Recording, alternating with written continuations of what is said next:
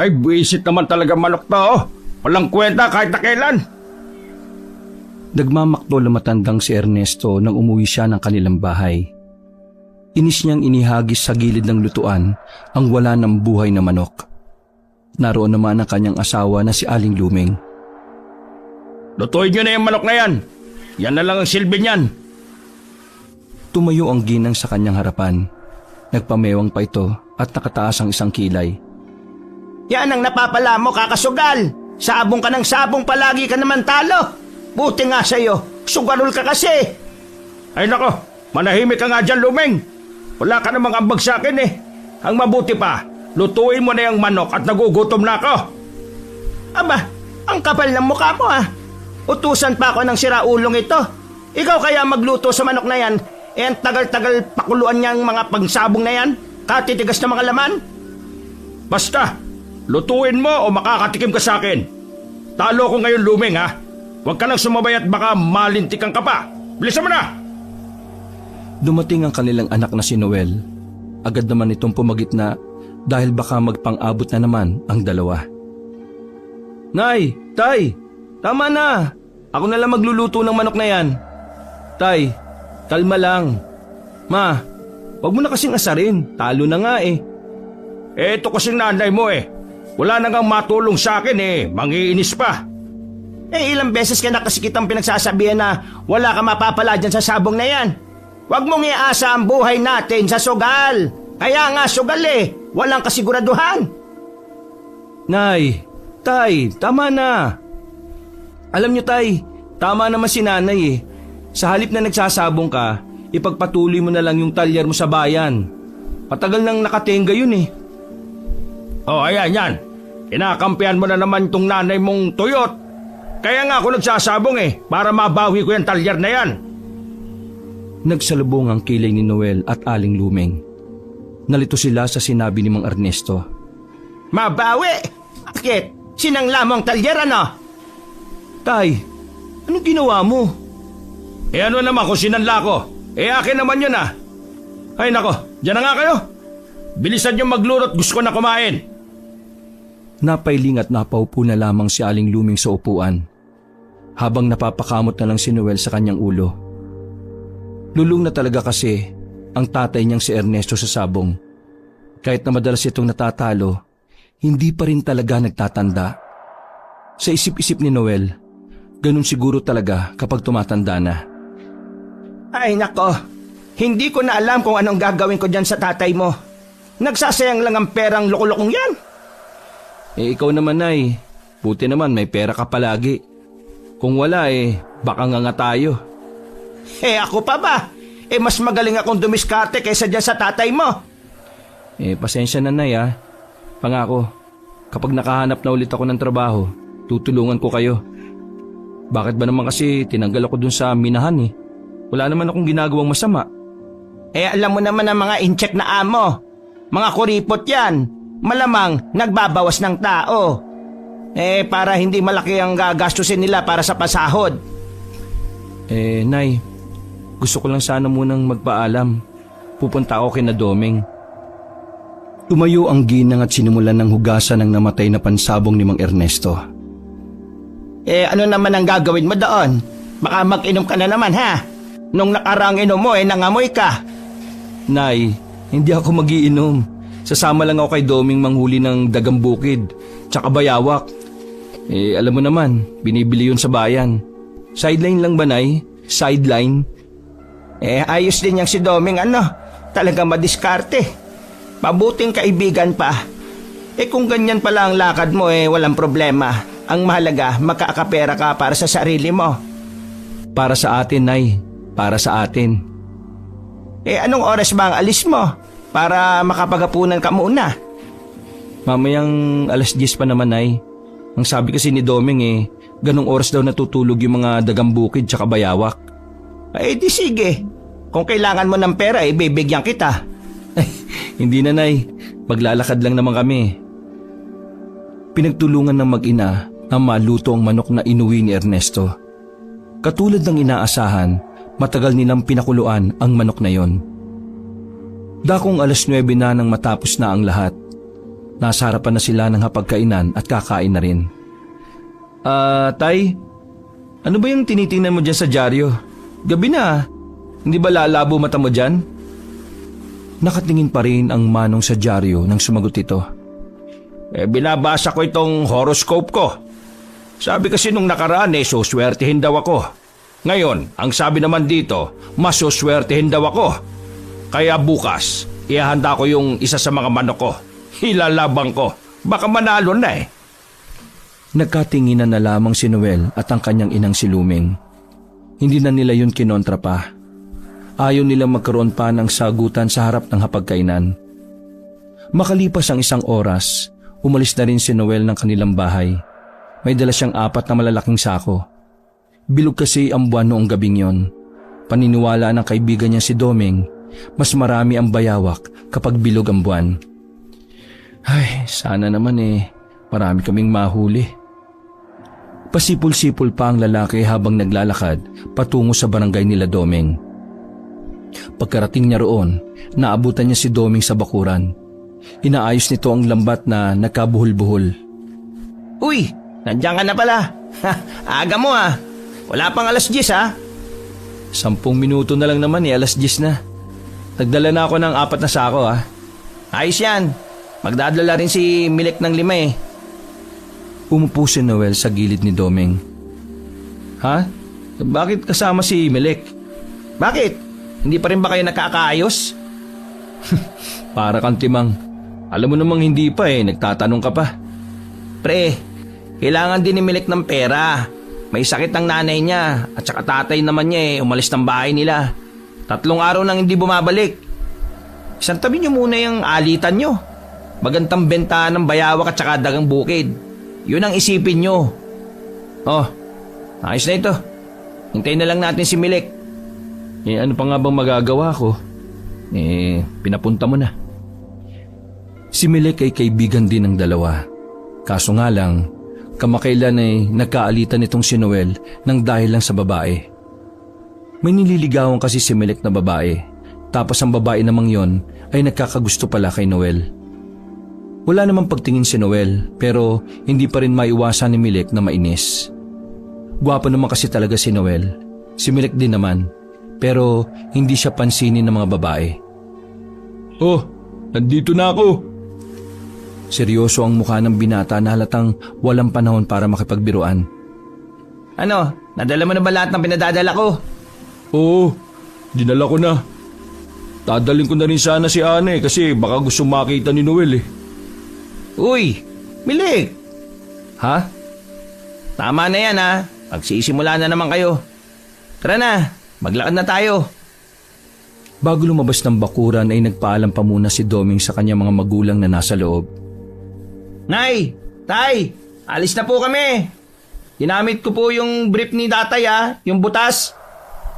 Natawa naman si Noel at Milek sa kanilang narinig. Mahamog na nang pumasok sila sa kagubatan. Nilabas na rin nila ang tig-iisang flashlight na kanilang daladala.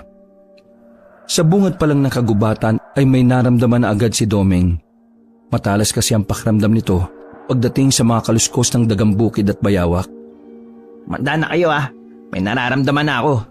Dito, sa gawing ito. Bahagya silang yumuko. Sumunod lamang si Noel at Milek sa likuran ni Doming. Maigi nilang tiningnan ng ilalim ng mga halamanan.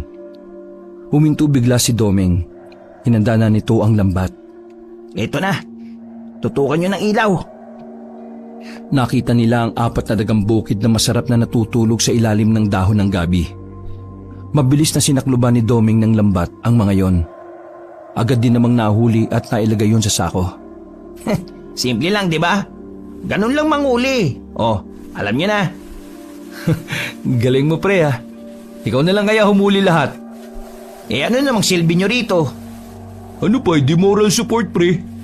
Mga lintik. Palihim na humanga si Noel sa kahusayan ng kanilang kaibigan na si Doming. Sa kaloob-looban ni Noel, kung sasama siya lagi kay Doming, ay magkakaroon na siya ng silbi sa kanilang pamilya. Nasa Bukana pa lang tayo Malawak ang gubat. Marami pa tayong mahuli. Pero mas mapapabilis kung pati kayo susubukan manghuli. Kayo na lang sa Dalagang Bukid. Ako na lang sa Bayawak. Delikado kasi. Yung mga Bayawak kasi, nangangagat sila ng tanga. Buti na lang hindi ako makakagat. Baka si ano lang. Hoy Domeng, nagsisimula ka na naman ha. Oh, wala akong sinasabing pangalan ha. Bakit ka natamaan? Tanga ka ba? Aamba na sana si Noel pero inawat na siya ni Domeng. Oy! Para naman kayong mga bata eh. Kapag ako nairita, bahala kayo dito sa gubat. Kainin sana kayo ng aswang. Nanahimik si Noel, ganun din si Milik. Aswang lang pala ang magpapatikong ng bibig ng dalawa. O ano, takot kayo sa aswang? Baka akala nyo nananakot lang ako. Bakit? Totoo ba talagang may aswang? Baka kwentong barbero ka lang ha? Uy, 8 taon pa lang ako. Sumasama na ako kay tatay sa gubat. Ilang beses na kami nakakita ng aswang, no? Hindi lang inaano nila tatay kasi mabangis yun. Sus, bakit ngayon mo lang yung sinasabi ang tagal-tagal na natin magkakaibigan? Malamang hindi naman kayo naniniwala. Palagay mo naniniwala kami ngayon? Bahala na kayo. O sige na, tara na. Magpatuloy na tayo. Sakali mang may makita tayong aswang bahala kayo sa buhay nyo ha. Naglakad na ulit ang tatlo. Marami silang nahuli sa mga sumunod na sandali. Halos makalahati na ang isang sako ng dagang bukid. Hirap na ngang dalhin ni Noel dahil ang lilikot ng mga yon sa loob. Nang may marating silang puno ng balete, napatigil ang tatlo. Isang lalaki ang nakita nila roon. Agad nilang pinatay ang flashlight nang lumingon sa kanila ang lalaki. Sumilip sila habang nagtatago sa mga kawayanan. Pagtingin nila sa lalaki, bigla na lang yung nagkaroon ng malapad na pakpak. Gagi, yan na nga yung sinasabi ko. Naglabas na si Doming ng kutsilyo na kulay ginto. Oh, anong gagawin mo? Papatayin ko, aswang yan Sira ulo. Hindi na napigil ni Noel at Milek ang katapangan ni Doming. Pumunta naman ang lalaki sa likuran ng balete. Nagtaka si Doming kung anong ginagawa ng lalaki roon, kaya sinundan niya. Maya-maya lang, nawala na ang lalaking aswang sa likod ng balete. Ali kayo! Nag-aalangang pang lumapit ang dalawa. Pagdating nila, nakita nila sa likuran ng puno ay ang isang manok na kulay itim. Yun lang ang naroon at walang kasamang aswang. Wala na yung aswang, pero itong manok lang ang naiwan. Hindi kaya kakainin niyo sana yung manok? Halika, kunin natin yung manok. Wag, baka sundan tayo ng aswang. Tama si Milik, pagkain sana yan ng aswang. O ano, naniniwala na ba kayo na may aswang talaga rito sa gubat? Di dapat umalis na tayo. Hindi kayo dapat matakot, no? Kapag nagpakita kayo ng takot, mas tatapang ang aswang. Kaya ba ang tapang-tapang mo? Oo, yung kasi ang turo ng tatay ko. O tara na, umalis na tayo. Ayos na siguro tong mga nahuli natin. Bago nila nilisan ang kagubatan, tiningnan pa nila ng maigi ang manok. Hindi nila malaman kung anong uri yon. Basta, kulay itim lang ang lahat ng katawan, maging ang paangarin ay itim. Masaya kinabukasan ng magkakaibigan dahil sa kinita nila. Naubos kasi ang lahat ng dagang bukid at ang 4 na bayawak na kanilang nahuli. Kahit na si Doming lang naman ang halos sumuli, patas pa rin itong hinatian ng dalawa. Pasado 10:00 na ng tanghali na makabalik na ang tatlo sa bahay nila Doming. Ngiting wagi ang tatlo dahil pare-pareho silang kumita. O paano? Focus na yan ha. Kanya-kanya muna tayo kasi marami pa akong gagawin dito ngayon sa bahay Mamayang gabi na lang ulit kapag may oras kayo. Kayong dalawa. Pag kayo mag-away ha. Maraming salamat pre. Malaking tulong to sa bahay. Salamat. May pambili na ako ng gamot ni nanay. O paano? Mauna na kami ha. Sige, mamaya ulit. Naglakad na ang dalawa palabas ng bakuran. Tahimik lang sila noong una dahil hindi pa rin talaga sila nakakaayos. Pero habang naglalakad, naisipan na ni Noel na basagin ang katahimikan. Ayaw din naman kasi niyang maging kaalitan si Milek. Tulad ni Doming, matagal na rin niyang kaibigan ng binata. Anong sakit ni tita? Nagtatakang lumingon si Milek kay Noel. Bakit mo tinatanong, doktor ka ba? Kaya ako nga inaalam kasi hindi ako doktor eh. Di ko alam. Bigla na lang nagkasakit si nanay eh. Pagkatapos niyang manggaling sa ilog para maglaba, tinrang kaso. Tapos si tatay, hindi na umuwi. Dumukot si Noel ng 200 sa tagiliran niya at iniabot sa lalaki. Oh, ano yan? Bulag ka ba? Malamang pera. Ibig ko sabihin, ano yan? Para saan yan? Bumuntong hininga si Noel. Ipangdagdag mo sa pambili mo ng gamot o kaya pambili na lang ng pagkain kung sobra na. Sandali pang tinitigan ni Milek si Noel. Hindi nito alam kung ano ang mararamdaman. Akala ko ba galit ka sa akin? Bakit mo ako binibigyan ng pera? Para may maisumbat ka sa akin, ano? Nakaramdam ng kaunting pangiinsulto si Noel pero pinili nitong maging kalmado. Ay, pambihira ka naman oh. Ganyan ba kasama ang tingin mo sa akin? Nang dahil lang sa babae? Alam mo, kahit inis ako sa'yo, hindi damay doon ang mga magulang mo. Lalo na si tita. Hindi naman ito para sa'yo eh. Sa nanay mo to. At saka, ayusin mo nga utak mo. Kaibigan kita. Ganun pa rin ang turing ko sa'yo, kahit hindi tayo okay. Inis lang ako sa'yo pero hindi kita kinakalimutan, no? Ikaw lang naman tong siraulo eh. Napalunok ng laway si Milek. Pinipigilan na lang nitong umiyak. Sige na, tanggapin mo na. Sobra naman tong sa akin eh kasi may pera naman kami. Mas kailangan mo ito. Kalimutan mo muna yung alitan natin, no? Saka na lang tayo magsuntukan kapag ayos na yung problema mo. Hindi ko inakala na mabait ka pa rin kahit ilang beses kitang inaway. Pasensya ka na ah. Ay, parang tanga. Babae lang yun, pre. Tingin mo hahayaan kong masira yung tropahan natin nang dahil lang sa isang babae? Ano? Di ba? O sige na, bati na tayo. Pasensya na talaga pre ah. Kung pinaginalaan kitang nanliligaw din. Pre, hindi ako nagkagusto sa babaeng yung kahit konti. Ayawan mo na yun. Malandi yung pre. Kahit sino-sino na lang yung lalaking nilalapitan. Kaya nga eh. Basta, tutuon ko na lang muna sarili ko sa pamilya. Tsaka sa inyo ni Doming. Pasensya na talaga pre ah. Ayos lang yun, ano ka ba? Ang malaga, ayos na tayo. Akin na yung 200. Oh, akala ko ba akin na lang? Kunwari lang yun, no, para magbati tayo. Ha? Ano ka, siraulo? Binigay mo na yun eh. Tumawa si Noel at tumakbay kay Milek. Biro lang, ano ka ba? Magkalapit lang ang bahay ng dalawa, kaya naman magkasama na silang naglakad papasok ng kanilang barangay. Napadaan ang dalawa sa sabungan. Malamang sa malamang, nakita na naman ni Noel ang kanyang ama doon. Napailing na lamang si Noel habang nakatanaw. Ay nako, pambira talaga tong tatay ko. Wala na nga siyang pera, nagsasabong pa. Ang hihina naman ng mga manok na pinanlalaban. Pre, tingnan mo, di ba ganun yung manok na nakita natin sa gubat? Napatingin si Noel sa kaliwang banda ng daan. Sa nabubulok na mga kahoy na nakatambak, nakita nila ang isang manok na nakatayo roon. Kulay itim ang kulay, maging ang balat at palong ay itim din. Oh, paano kung yan din yung manok na pagkain sana ng aswang? Halika, kunin na natin. Wag, diba sabi ni Doming, baka hanapin niya ng aswang. Baka mamaya sa atin pa sumunod yung aswang eh. Eh, aswang ba talaga yun? Oo nga, diba? Nakita mo naman eh. Eh, hindi pa rin ako makapaniwala eh. Nalibang lang ang dalawa sa pag-uusap. Paglingon nila ay nawala na ang itim na manok. Sinubukan nilang hanapin pero wala na talaga yon. Oh, nasaan na yun? Eh baka tumakbo na. Ang bilis naman. Baka mamaya pumunta ron sa sabungan. Eh di patay siya dun.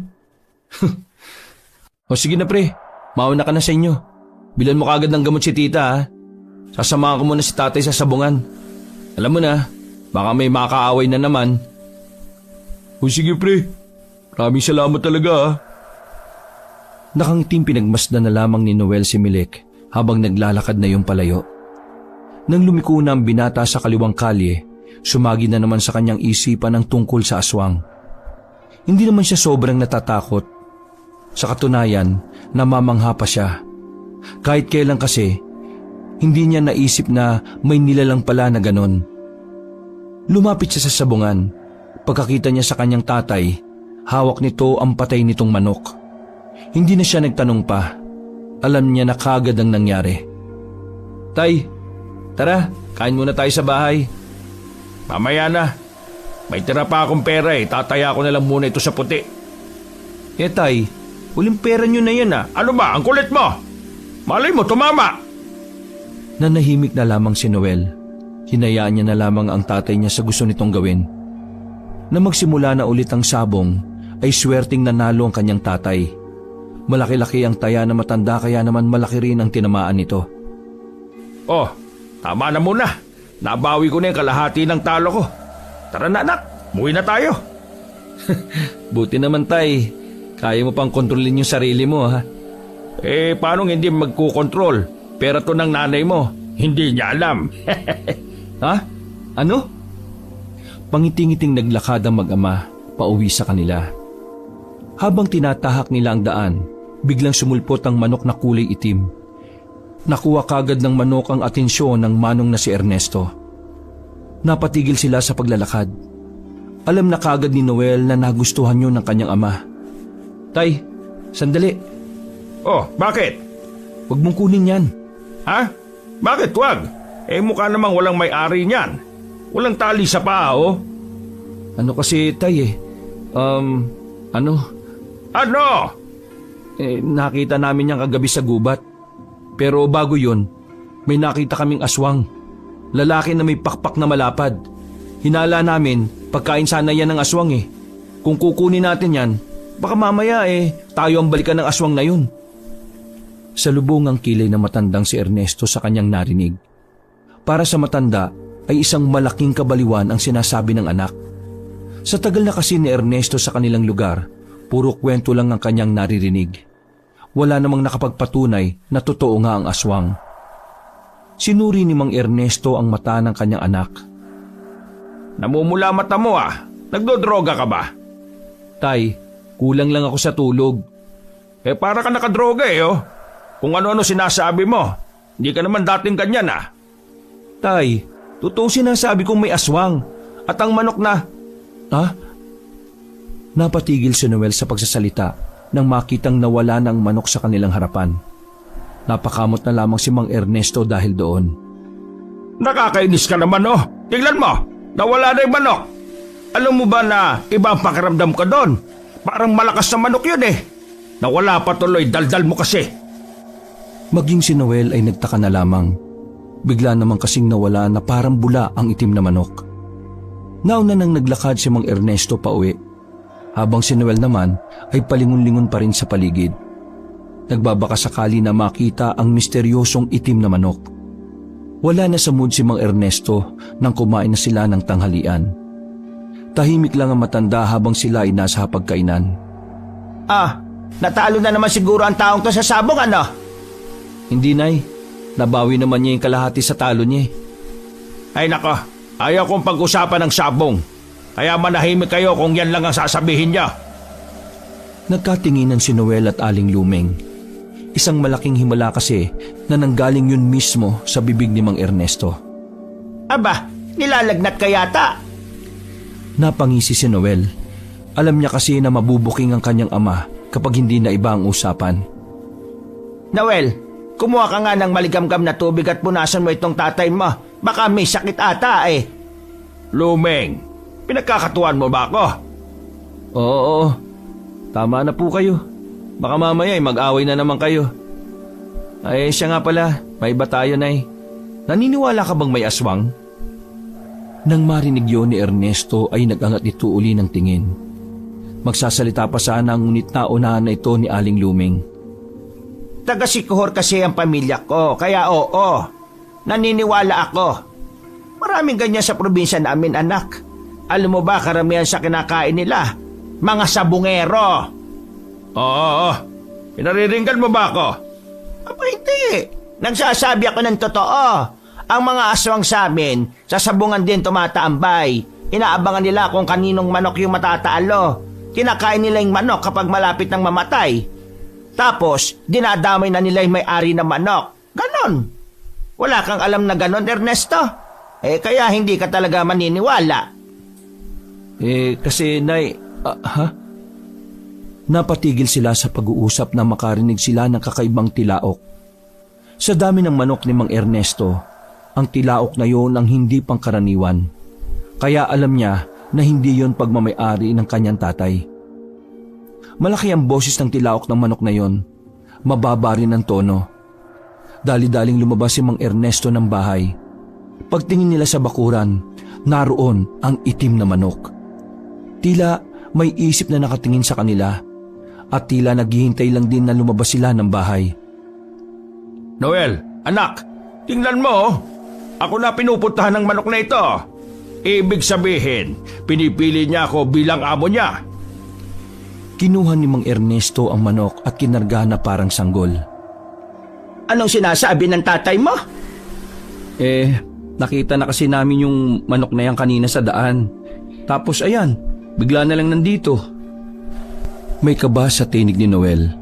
Hindi niya alam, pero palagay niya, panganib ang dala ng manok na yon. Alam niya kasi na baka puntahan sila ng aswang na nakita nila sa kagubatan.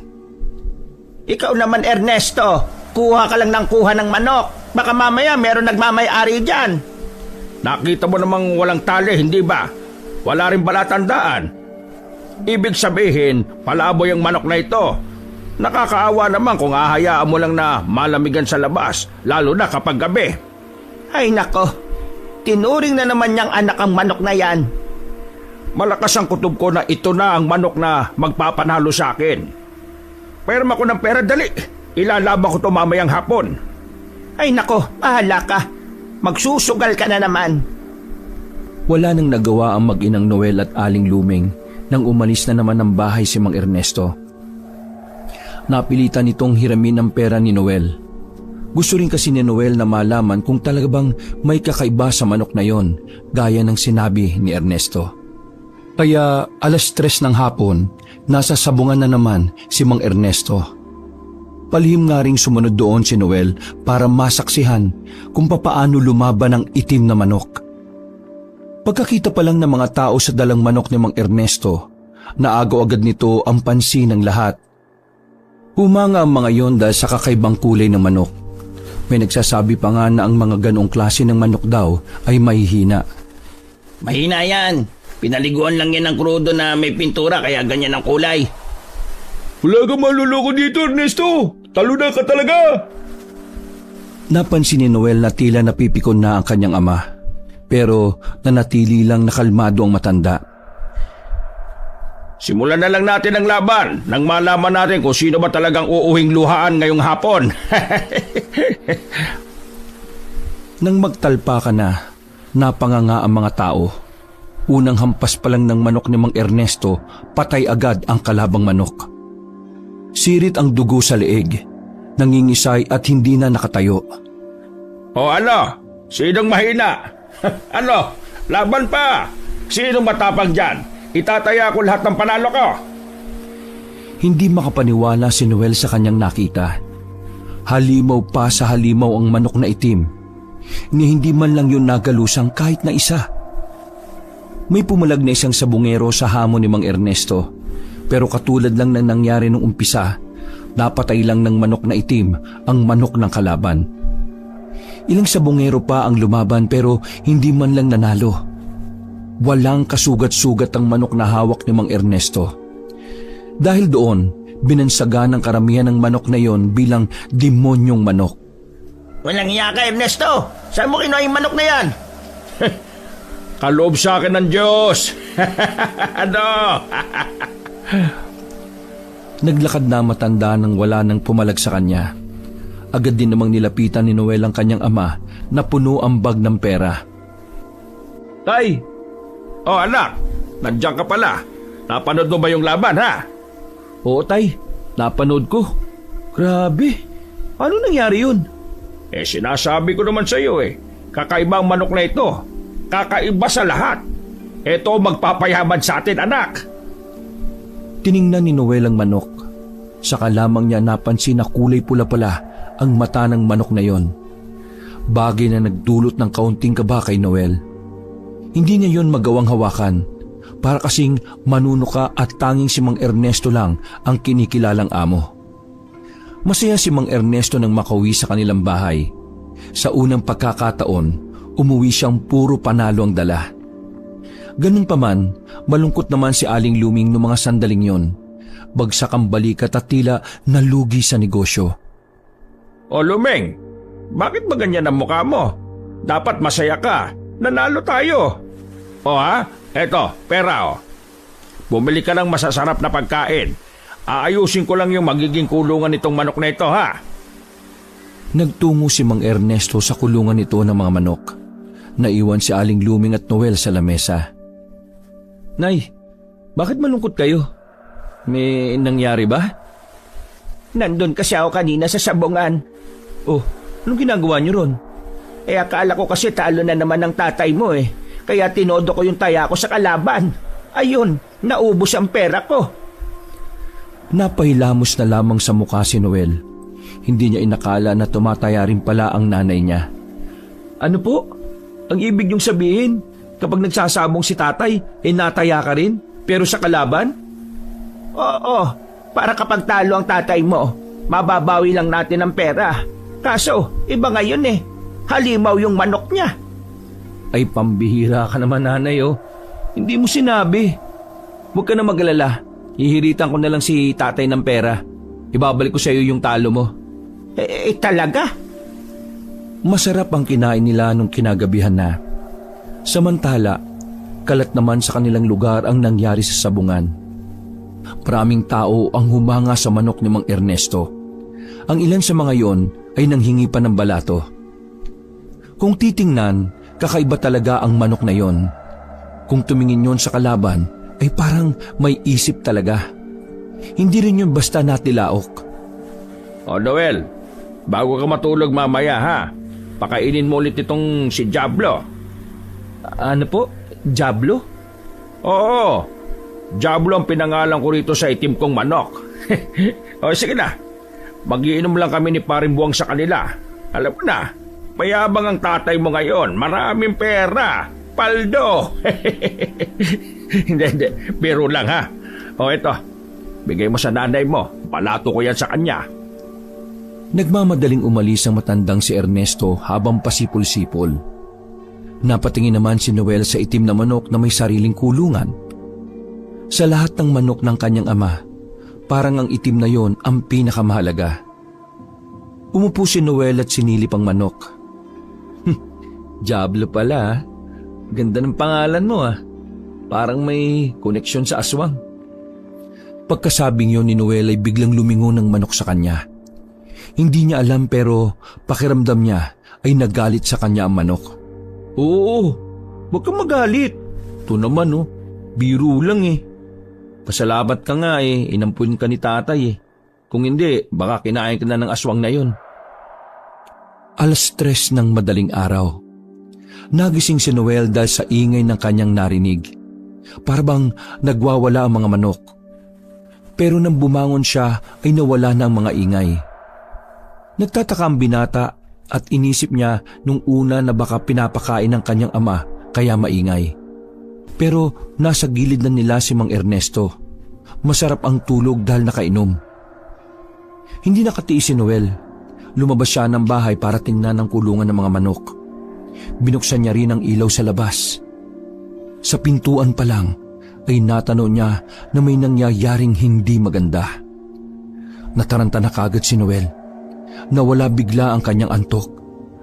Tay! Tay! Nagmamadaling ginising ng binata ang kanyang mga magulang, lalo na ang kanyang tatay. Ano ba? Wisit kang bata ka, ano bang problema mo ha? Tay! May pumatay sa mga manok niyo! Namulagat ang mata ni Mang Ernesto. Ano ka mo? Si Diablo! Dali-daling tumayo ang matanda. Pinuntahan agad nila ang kulungan ng mga manok. At doon naabutan nilang lasug-lasug na ang mga manok. Bukas na nga ang katawan. Labas na ang mga laman loob. Nang makita ni Mang Ernesto na naroon pa rin ang manok na si Diablo, ay para siyang nabunutan ng tinik. Ay, parang minasakir yung mga alaga mo ah. Diyos ko, sino naman ba gagawa niyan? Napakawalang puso. Ang mahalaga, buhay si Diablo. Dinampot ni Mang Ernesto ang natitirang manok na si Diablo. Napansin ni Noel na tila may kinakain ng manok. Nangilo si Noel nang makita na parang may nakasabit na bituka ng manok sa tuka ni Diablo. Ayos lang sa'yo na nalagi sa mga manok mo, Tay. Kayang-kaya ko naman bumili ng mga bagong manok eh. At saka, wala namang mga silbi mga yan. Etong si Diablo lang ang napapakinabangan ko. Ay, mabuti pa Noel. Kumuha ka ng tubig at lagayan ng mga patay na manok na yan.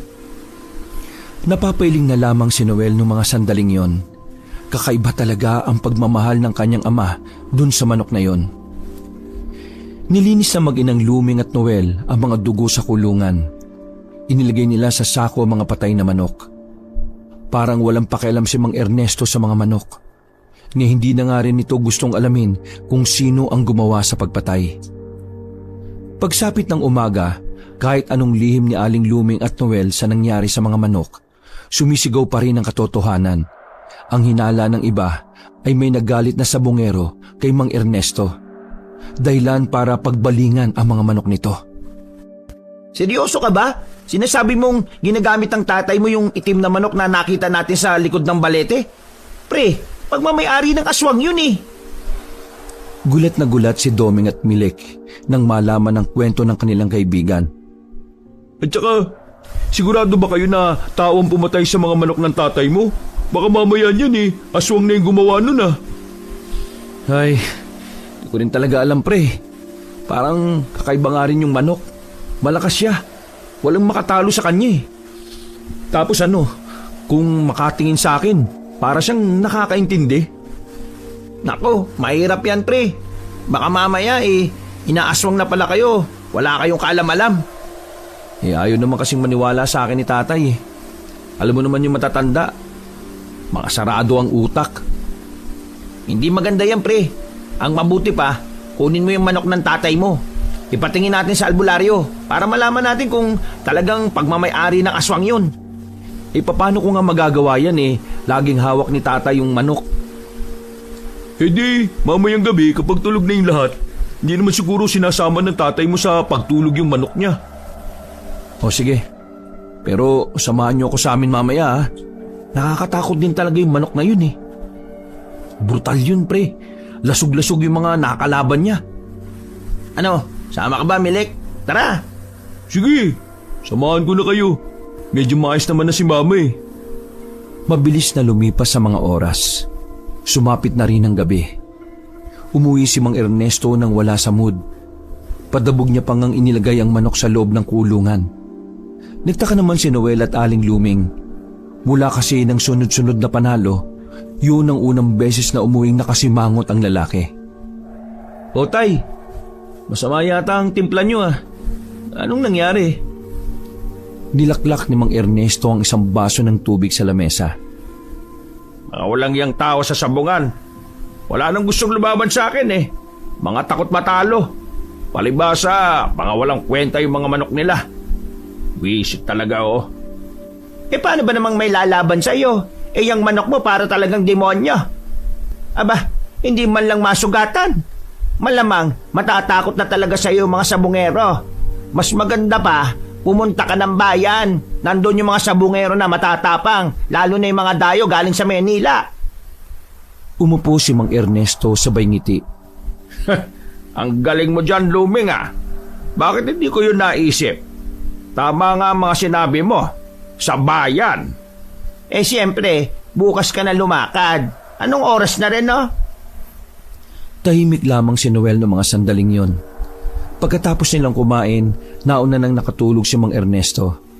Habang si Aling Luming naman ay gising pa rin at nananahi. Anong oras ba tumatutulog si nanay? Kainis naman oh. Nakita na lamang ni Noel mula sa bintana ang kanyang dalawang kaibigan. Nataranta ang lalaki kaya pasimple siyang lumabas. Nilapitan niya ang mga yon at tinila papunta sa likod ng mga halamanan.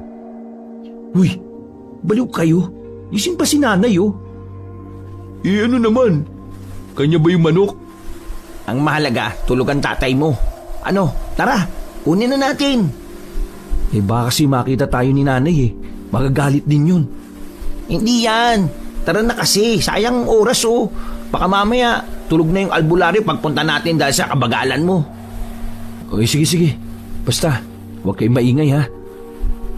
Pumasok na sila sa bakuran.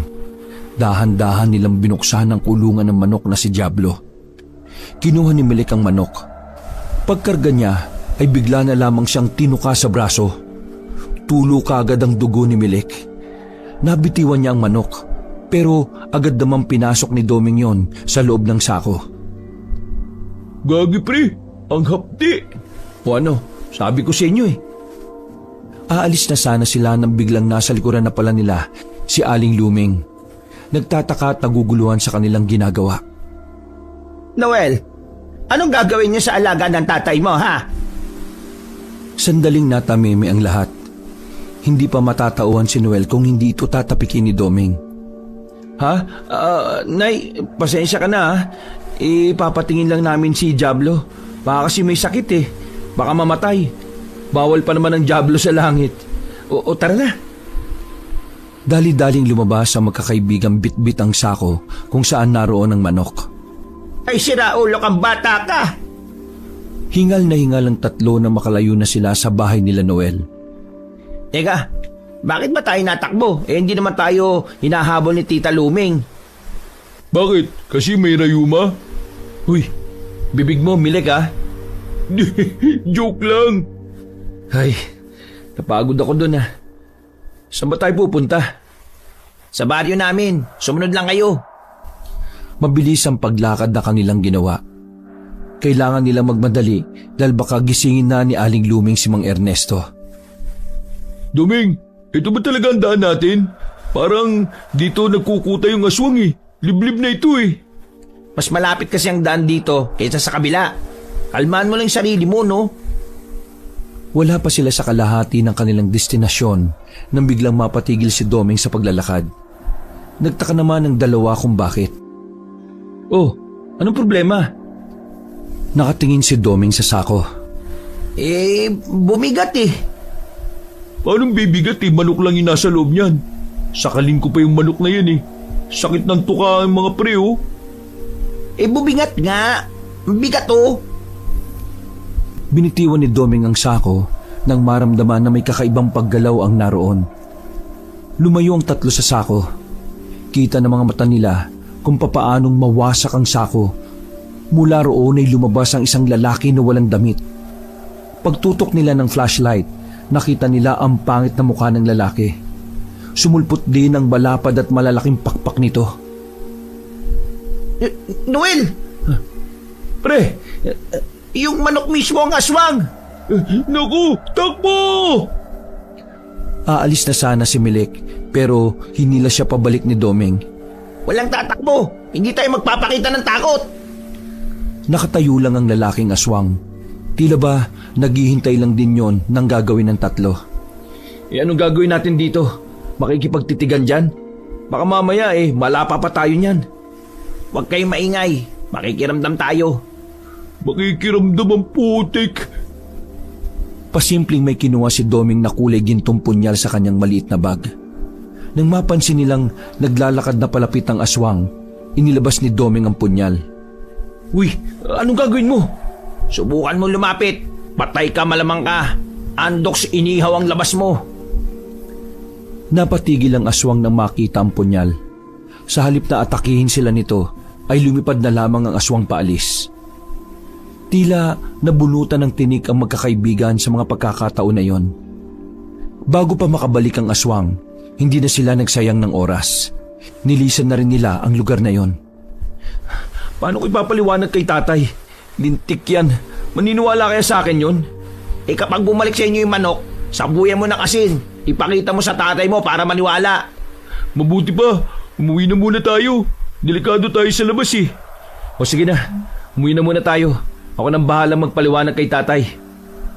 Kabado ang lalaking si Noel habang naglalakad. Pinapraktis na niya kung ano ang mga salita na gagamitin niya para maniwala ang ama.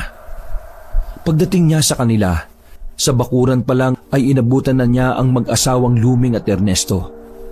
Nang mapansin siya ng ama, nagmamadali itong lumapit sa kanya at tinawakan siya sa kwelyo. Ano ginawa mo sa manok kong si Diablo, ha? Nasaan ang manok ko? Saan mo dinala? Galit na galit ang mukha ng matandang lalaki. Maigpit ang pagkakahawak nito sa kwelyo ng binata. Napadikit na nga rin sila sa bakuran. Tay, sandali lang, magpapaliwanag ako. Sumagot ka! Nasaan ang manok ko? Nasaan? Anong ginawa mo kay Diablo? Sa inis na matandang si Ernesto ay nagawa na niyang sapakin si Noel. Tumigil lang yon nang gumitna na si Aling Luming. Ernesto naman, huwag mo naman saktan ang anak natin. Manok lang yun eh. Anong manok lang? Mas may silbi pa nga sa kanya yung manok na yun eh. Bahagyang nasaktan si Noel sa sinabi ng kanyang ama. Pakiramdam ni Noel noong mga sandaling yon ay wala siyang kwentang anak. Grabe naman kayo makapagsalita. Bakit? Kayo ba? Naging epektibong ama rin ba kayo sa akin? Aba, sumasagot ka ha? Sabi mo kanina sumagot ako. Padabog na inalis ni Mang Ernesto ang kamay ng asawa sa kanyang damit. Lumapit ulit ito kay Noel at nagbanta. Kapag hindi mo binalik si Diablo, malalagot ka sa akin. Baka kalimutan kong anak kita. Sana nga wag na makabalik. Wala kang alam kung anong klaseng nilalang ang manok na yon. Wala ka ba talagang utak? Malamang manok yon.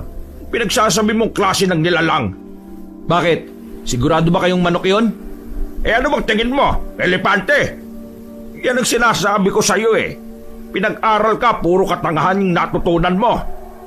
Aswang si Diablo. Aswang ang manok na yun, Tay. Ilang segundong hindi nakapagsalita ang mag-asawa. Nagkakatinginan ito sa isa't isa na tila ba naguguluhan sa sinabi ng kanilang anak. Dadalhin sana namin siya sa albularyo para ipatingin. Pero nung nasa daan pa lang kami, naging aswang na siya. Yung manok na nilagay namin sa sako, naging tao. Lalaki siya, Tay, na may pakpak. Luming, ilayo mo nga sa akin tong anak mo. Nababaliw na yata eh. Kapag ako hindi nakapagpigil, sasapakin ko ulit yan. Anak, ano bang sinasabi mo? Nakikiusap ako sa iyo. Ibalik mo na lang ang manok at huwag mo nang palalain ang sitwasyon. Pero Nay, totoo sinasabi ko. Aswang yung manok na yun. Kaya nga sobrang lakas niya sa sabungan eh. Kasi hindi naman siya pangkaraniwang manok. Tama na! Dumapo na naman ang kamao ng kanyang ama sa kanyang pisngi. Sa pagkakataon na yon, ay mas malakas na ang pagkakasuntok ni Mang Ernesto. Tumba si Noel. Napahawak pa siya sa bakura nang subukan niya ulit tumayo. Wala sa lahi natin ng baliw. Kaya tumigil ka na sa kahimbangan mo, ha? Kasi kung hindi, dadalhin kita sa mental hospital. Sumenyas na si Aling Luming kay Noel. Hindi na rin nagsalita pa ang binata. Masama ang loob nito na umalis. Wisit. Sinasabi ko na nga ba hindi maniniwala yung mga yun eh. Walang ibang pwedeng puntahan si Noel noon kundi kina Doming lamang. Ayaw niya rin namang makaabala kay Mikel dahil kagagaling lang ng ina nito. Doming! Doming! Si Noel to! Gising ka pa ba? Agad nang bumukas ang pinto. Oh, bakit? May nangyari ba? Pre, hindi nga naniwala sila tatay. Sinapakan ni Mang Ernesto. Bakit? Halata ba? Hindi naman halata, no? Kahit nadugo labi ko. Tatanong pa to. Oh, wag kang iiyak. Pre, puntahan natin yung sinasabi mong albularyo. Nag-aalala ko para kina nanay at tatay. Baka mamaya bumalik yung manok dun. Nangya, matutulog na sana ako eh. Teka, dadalhin lang ako. 5 minutong naghintay si Noel sa labas. Nabigla siya nang makita ang mga dala ng kanyang kaibigan. Lintik. Ano yan? Maglalayas ka ba? Mga gamit to, pre. Baka makasalubong natin yung aswang kaya hiniram ko na ito kay Tiyo. Pambihira ka. O sige na. Malamig na ang gabi nang lumabas ang dalawa. Nasa 20 minutos lamang ang kanilang nilakad at nakarating na rin sila sa sinasabing bahay ng albularyo. Sa bakuran pa lamang Inabutan na nila ang isang matandang lalaki na nakatungo sa lamesa. May alak sa harapan nito, kaya alam ng dalawa na nalasing ang matanda. Pre, yan ba yun? Malas pre, lasing eh. Pero subukan natin makausap pa rin. Nilapitan ng dalawang matanda. Pasimpleng kinalabit ni Doming ang matanda. Mang Ongpin, naririnig niyo po ba ako? May gusto pong magpatulong sa inyo. Pre, hindi na yata yan magigising eh. Tinan mo nga kung may pulso pa. Nagulat ang dalawa nang biglang magangat ng ulo matandang lalaki. Ano bang kailangan ng mga anak ng pating kayo, ha? Napatras ng bagya ang magkaibigan. Napahawak pa si Noel sa dibdib niya sa sobrang gulat. Mang Ongpin, gising po pala kayo. Akala namin tulog kayo. Hindi ako tulog. Nakakayuko lang ako. Inaamoy ko yung lamesa. Ano bang kailangan nyo, ha? Alanganing oras na nandito ba kayo? Sino ba sa inyo ang magpapatuli, ha? Wala pong magpapatuli. Ito po kasing kaibigan ko may problema eh. Ako rin may problema. Pero hindi ko kayo pinuntahan sa bahay nyo. Alam niyo ba kung anong problema ko, ha? Pinagpalit ako ng babae yon sa mas bata. Pero ang problema niyo? Nang makabuelo na si Doming ay hindi na ito nagpaligoy-ligoy pa. Itong kaibigan ko kasi, yung tatay niya, may inaalagaan na manok. Yung manok po, aswang pala. Nagbago ang itsura ng reaksyon ng matanda. Bumakas sa mukha nito ang tila pagkabahala. Tumayo ang matanda at tumampas ng malakas sa lamesa. Isang aswang na nag-anyang manok? Ay, sabihin nyo nga sa akin, yung ba ay kulay itim na manok? Opo, kulay itim po. Ay, siya nga. Teka. Kilala niyo po ba yung aswang na yon? Siya ang aswang na nabanggit sa akin ng kapwa ko albularyo sa kabilang probinsya. Ibig sabihin, taga-kabilang probinsya pala yung aswang na yon? Pumunta siya rito dahil muntika na siyang mahuli ng mga tao doon. Ang aswang na yon marami ng biniktima. At ang mga binibiktima niya ay ang siya rin mismong naging amo niya. Kung ganun po nasa peligro po yung tatay ko? Mismo! Kung siya na ang kinikilalang amo, malamang sa malamang papatayin niya rin ang tatay mo. Paano namin malalaman kung kailan niya gagawin yun? At 30 ng madaling araw. Ha? Anong at 30 ng madaling araw? Tuwing at 30 ng buwan ng petsa kung kailan niya bibiktimahin ang kanyang amo. Madaling araw, walang eksaktong oras. Ganon na ganon ang pagkakasabi sa akin ng kakilala kong albularyo. Otomatikong nagtayuan ang balahibo ni Noel nung marinig niya yon. Kahit na sinapak siya ng kanyang ama, hindi niya pa rin gugustuhing mapahamak yon. Doming, nasa peligro ang buhay ni tatay. Kailangan ko siyang masabi. Sandali nga. May sinasabi na ba akong gagawin? Doming, ano ba itong kaibigan mo? Medyo iritado na ang albularyo kay Noel. Kaya naman hinila ni Doming pabalik ang kanyang kaibigan. Uy, umayos ka. Mainitin ang ulo niyan. Huminga ng malalim ang lasing na albularyo. Sa pagkakataong yon, kumalma at sumeryoso na si Mang Ongpin. Sa totoo lang hindi ako natulong ng libre. Pero dahil wanted ang aswang na yan sa kabilang probinsya, sasamahan ko kayo. Ang kailangan nyo lang gawin ay makinig sa akin. Seryoso ba? Magdadaldalan pa tayo rito kahit malapit ng mag-alas 12? Wala ba tayong gagawin? Tuluyan ng nainis ang albularyo. Kinuha nito ang tsinelas at isinampal kay Noel. Napahawak na lamang si Noel sa mukha niya at nanlalaki ang mga mata. Hindi to makapaniwala sa ginawa ng matanda. Napagtanto niya na mas masakit pa pala yun sa sampal ng kanyang ina. Nanahimik ang binatang si Noel dahil sa ginawa ng albularyo. Nagsimula nang magpaliwanag ang albularyo kung ano ang mga dapat nilang gawin para mahuli ang manok. Sa puntong yon ay nakikinig na ng maayos si Noel.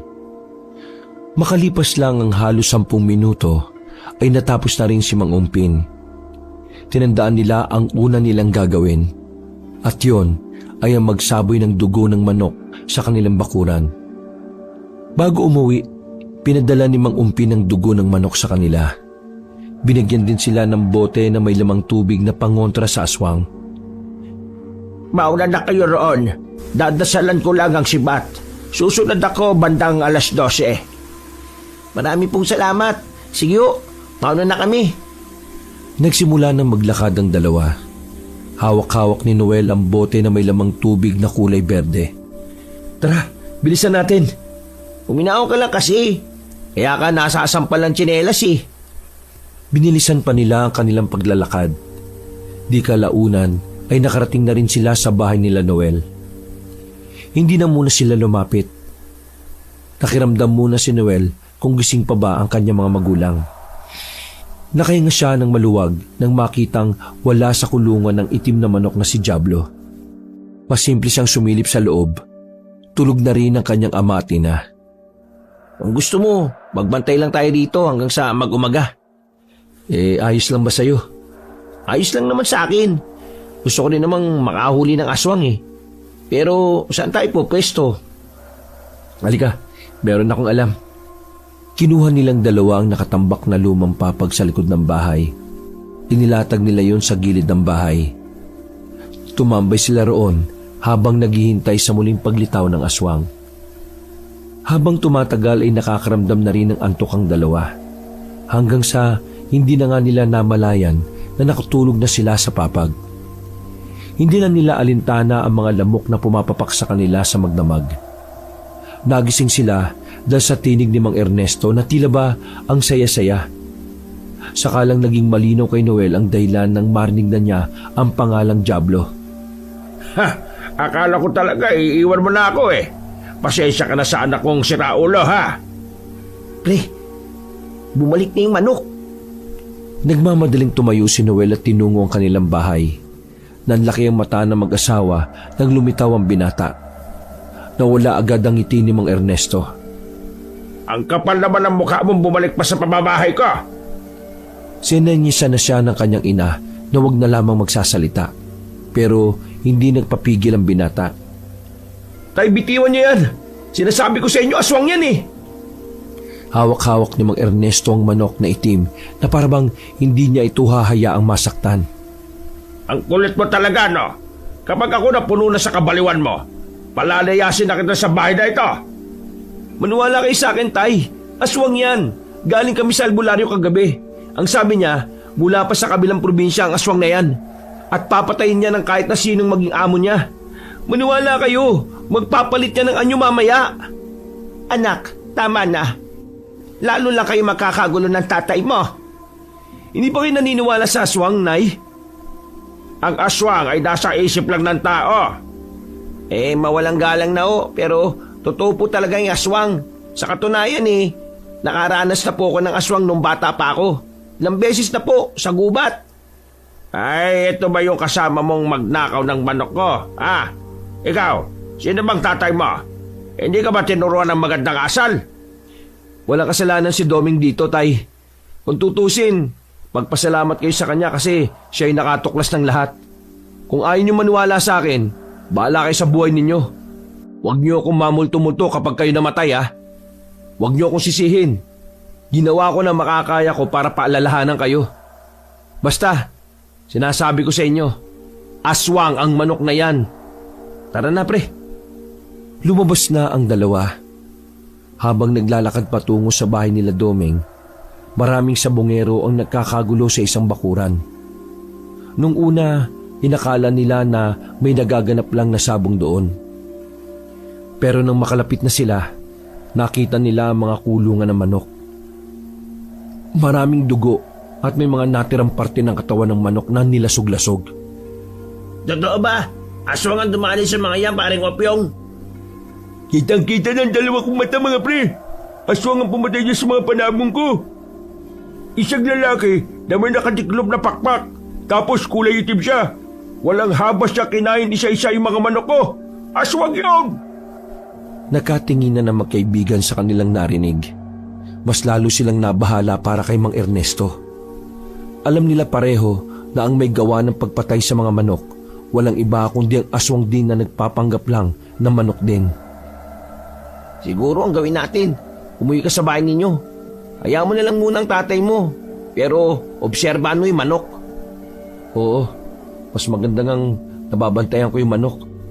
Kukuha ko ng pagkakataon para sabuyin siya nitong dala ko. Pero pre, sabi ni Mang Umpin, madaling araw daw atakin ng aswang yung tatay mo. Pero hindi naman nangyari. Ano pa bang aasahan mo? Hindi nga siya sumunod sa atin eh. Legit naman yung pre. Kaso, lasinggero lang talaga. Kaya mo na, ang malaga, walang nangyari kay tatay.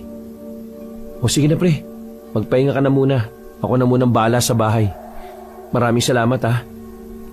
Tinapik ni Doming ang binata at umalis na rin ito. Napangiti na lang si Noel habang pinagmamasdan ang kaibigan na papalayo. Umuwi na lamang si Noel sa kanilang bahay. Naroon pa ang kanyang ama at ina. Dumiretso kagad sa papag si Noel, habang ang kanyang ama naman ay hindi mabitiwan ng manok. Ang angas mo. Uuwi ka rin naman pala sa pamamahay ko. Ano, dalhin na ba kita sa mental? Hindi na lamang pinatulan ni Noel yon. Nanatili lang siya sa papag at pinakinggan na lamang ang usapan ng kanyang mga magulang. O ano, hindi ka ba pupunta ng bayan ngayon? Akala ko ba magsasabong ka ron? Hindi. Ang sabi ni paring Obeng sarado daw ang sabungan ngayon. Abay, bakit naman sarado? Sa pagkakaalam ko palagi naman bukas yun. Paano kasi? Yung mga alaga ni paring Opyong namatay rin. Pinagkakalat nila na aswang ang gumawa nun. Aswang? Di ba aswang din ang sinasabi ng anak mo? Baka kamo yan din ang nagkakalat kaya naniniwala ang mga tao. Sira ulo yung anak mo Dahil sa kanya, wala tuloy akong kita ngayon. Aswang-aswang, katarantaduhan. Pangiting-ngiti lang ng palihim ang binatang si Noel. Makalipas ang ilang oras, makulimlim na ang ulap. Bukod sa sasapit na ang gabi, nagbabadyaring bumuhos ang malakas na ulan. Nasa bahay lang si Noel pero wala siyang pagkakataon na malapitan ng manok. Hindi inalis ni Mang Ernesto ang aswang na manok sa tabi nito. Pasilip-silip lang si Noel sa bintana. Kainis, kulang na lang asawahin niya yung manok na yun Aswang naman yun. Hawak-hawak lang na matanda ang manok hanggang sa gumabi na. Dakong 9:00 na nang makita ni Noel na lumabas ng bahay ang kanyang ama. Kinuha niya ang bote na may laman na pangontra at palihim niyang sinundan si Mang Ernesto. Alam niya na sa sabungan ng tungo na matanda. Narinig kasi niya na may lihim na sabungan sa kabilang barangay. Maingat na sumunod ang binata. Hindi pa sila gaanong nakakalayo ay napansin ni Noel na napatigil ang kanyang ama. Nagtataka siya kung anong nangyari. Kinabahan si Noel nang makitang binitiwan na ng matanda ang manok na itim. Bakit mo ako tinuka? Tingnan mo, dumugo ang braso ko Wala kang utang na loob Diablo! Ay, mas baliw na yata to si tatay sa akin Kailan ba tumanong ng utang na loob ang Diablo? Hindi na nagdalawang isip pa si Noel. Nilapitan niya kagad ang kanyang ama bago pa nito kunin ulit ang manok. Aba, anong ginagawa mo rito, siraulo ka? Nandito ako para sabihin sa inyo na nasa panganib ang buhay nyo. Yang manok na yan, makikita mo kung anong tunay na kulay niyan. Sabog ka ba? Tunay na kulay? Itim nga ang kulay Bulag ka siguro Walang sinayang na pagkakataon si Noel. Binuksan niya ang daladalang bot at isinaboy sa manok ang laman na tubig. Nang tamaan ng manok ay nagtatatalon yon at naglalabas ng kakaibang tunog. Ano ginawa mo? Bakit sumasayaw ang manok ko? Walang yaka talaga. Ayaw man ni Noel, sinampal na lang niya ang kanyang ama para manahimik at kumalma. Natutunan ko yan sa albularyo. Napahawak na lamang sa pisngi si Mang Ernesto. Pero biglang nagpalit ng anyo ang manok. Parang aatakin sa pusong matanda nang makitang naging tao ang manok. Nilabas nito ang malapad na pakpak. Ano? Sabi ko naman sa inyo aswang yan Ano? Bahala ka na dyan, Tay. Magpakain ka na dyan. Gago! Huwag mo ko iwan, oy!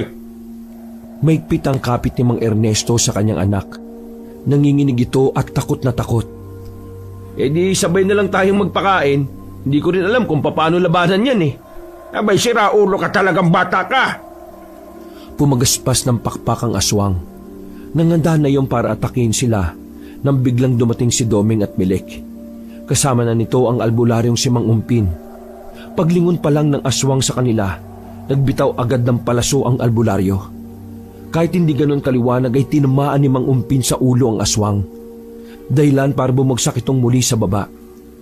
Gumagalaw-galaw pa ang aswang nang lapitan nila yon. Kalmado at presko lang ang albularyo habang may dalang bote ng alak. Binutukan nito bigla si Mang Ernesto. Aray, bakit mo ko binatukan? Sino bang hampas lupang ito? Matuto kang makinig sa anak mo, Kutong Lupa! Maraming salamat po sa pagdating ninyo. Kung di dahil sa inyo baka wala na si tatay. Bakit ako lang? Malamang iiwan kita. Tama na yan. Ang malaga, natugis na itong aswang. Ano po bang gagawin natin sa aswang na yan? Hihintayin siyang mag-anyong manok ulit. Tapos ililitsyon ko siya at ipapakain ko sa alaga kong ahas.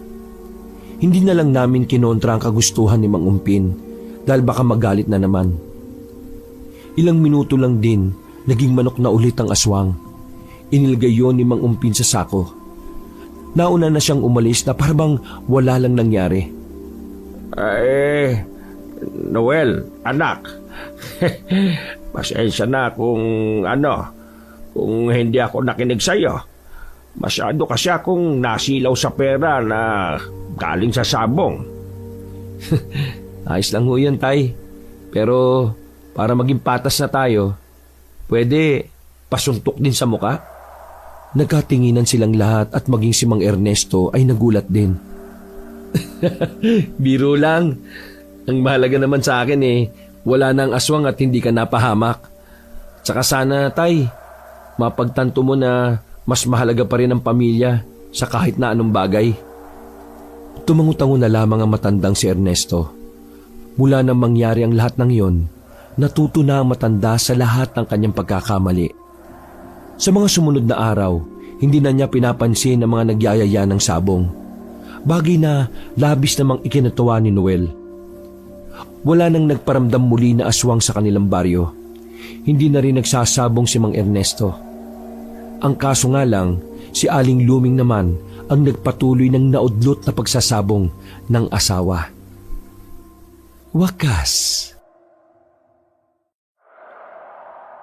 Ay, buwisit naman talaga manok to. Walang